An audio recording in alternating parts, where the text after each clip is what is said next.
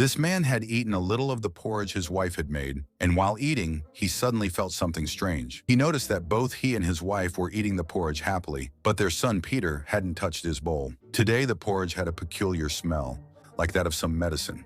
He remembered that yesterday Peter had touched the rat poison kept in the storeroom. A terrible realization hit him, and he immediately stood up and began questioning Peter. Out of fear, Peter confessed right away. The husband urgently asked his wife to call an ambulance, but Peter had already cut the phone lines. Before the wife could comprehend what was happening, suddenly the husband collapsed onto the table and began vomiting black blood. Within a minute, he died. Terrified, the wife grabbed a knife and ran toward Peter. But just as she was about to catch him, the poison's effects drained her strength. Peter kicked her down the stairs and the knife plunged into her heart, killing her as well.